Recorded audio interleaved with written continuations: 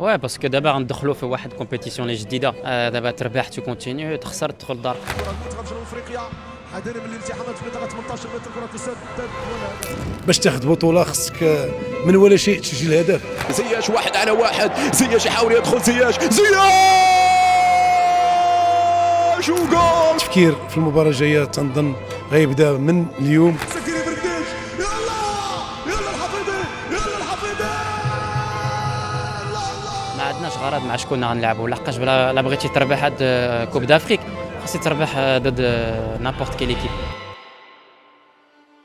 حنا دابا على بعد يومين من الماتش اللي غيجمعنا مع جنوب افريقيا برسم دور الثمن من بطوله كاس افريقيا. فالطريق كتبان ساهله على الورق، لكن كاس افريقيا ما كيعرفش المنطق، بحيث من الممكن اصغر فرقه تربح اكبر منتخب بنتيجه كبيره، كيف طرا مع الكوت ديفوار في الجوله الثالثه من دور المجموعات، بحيث خسرات مع غينيا الاستوائيه بنتيجه 4-0 في ارضها ووسط جماهيرها. داكشي علاش خصنا نحظيو مع كاع الفراقي وما نستهنوش بالخصم. ماشي هادشي اللي جاي نهضر عليه اليوم، حيت هادشي كنا عارفينه، لكن الحاجه اللي ما عارفينش هي شكون هو الخصم ديالنا في دور 16 وكي داز تاريخ المواجهات معاهم وشكون هما ابرز الاسماء اللي كيمتالكوا، بالاضافه لاسلوب اللاعب اللي كيعتمد عليه المدرب هوغو بروس. يعني بخلاصه غتخرج من هذا الفيديو عارف الكبيره والصغيره على منتخب جنوب افريقيا، لكن بمقابل حاجه وحده، خلي لي شي كومونتير زوين وشي لايك، ونخليكم مع بي اس سبورتيفي. بي اس سبورتيفي هي واحد لابليكاسيون اللي كتمكنك من مشاهدة جميع المباريات بدون تقطيع وبأعلى جودة ممكنة وغير من التليفون، خصوصا وأننا وسط مباريات البطولة الإفريقية وبطبيعة الحال غتحتاجها. فراه غنخلي لكم رابط تحميل في الديسكريبسيون وفي أول تعليق، ما تنساش تدخلها حيت غتعاوني بزاف.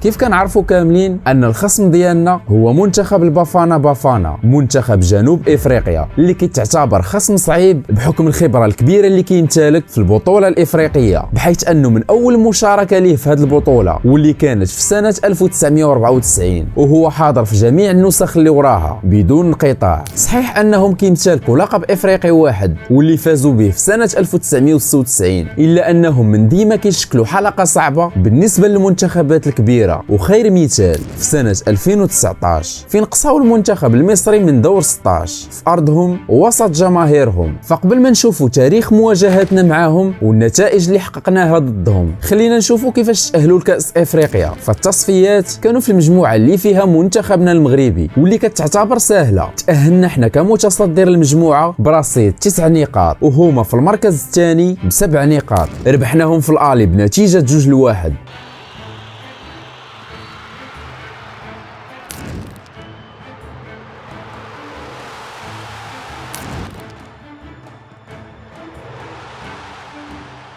وهما ايضا ربحونا في الروتور بنفس النتيجه.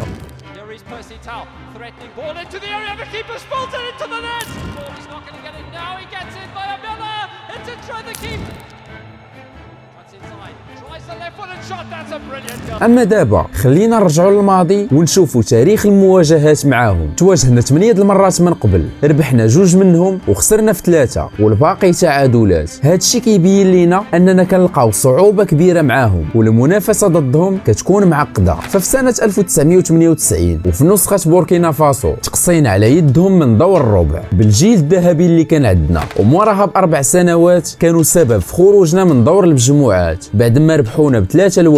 وايضا في سنه 2013 كانوا سبب في خروجنا من دور المجموعات المره الثانيه بعد ما حرمونا من الفوز، وحتى الانتصار الوحيد ضدهم في هذه البطوله كان في سنه 2019 بعد هدف بوصوفه الوحيد. يعني بخلاصه المباراه الجايه ضدهم غتكون بمثابه انتقام للاقصاءات المتتاليه اللي كانوا سبب فيها.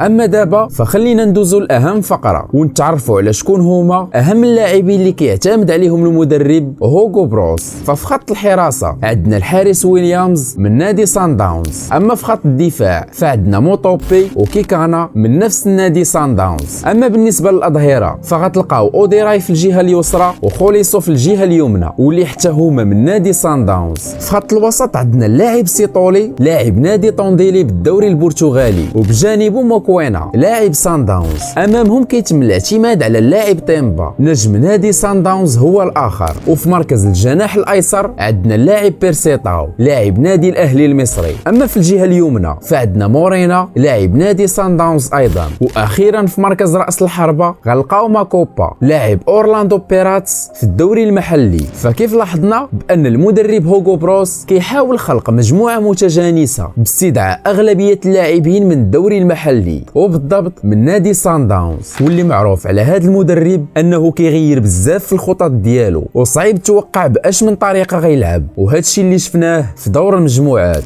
بحيث انه في المواجهه الاولى ضد مالي لعب بخطه 4-4-2، وفي الجوله الثانيه ضد ناميبيا اعتمد على الرسم التكتيكي 4-2-2-2، وفي اللقاء الاخير ضد تونس اعتمد على خطه 4-2-3-1. فدابا خلينا نشوفوا مسارهم في التاهل من دور المجموعات. مسارهم في المجموعه كان متواضع، خسروا الماتش الاول ضد مالي بجوج بالرغم من الاداء الكبير اللي قدموا، لكن رجعوا في الماتش الثاني ضد ناميبيا وربحوا برباعيه نظيفه، اداء كبير من الناحيه الهجوميه. اما في المباراه الاخيره ضد تونس سالت بتعادل سلبي 0-0 بعد ما ضيعوا العديد من الفرص، لكن حققوا الاهم واللي هو المركز الثاني برصيد 4 نقاط. فالقوه ديال هذا النادي كتمركز في العمل الجماعي ديالهم والاستقرار اللي كيعيشوا منذ تعيين المدرب هوغو في سنه 2021. فقبل ما تكمل الحلقه ما تنساش لايك الا بان لك المحتوى اللي كنقدم يستاهل، والاشتراك ديالك في القناه من اهم الاهداف ديالي، لان الوجود ديالك غيدير الفرق.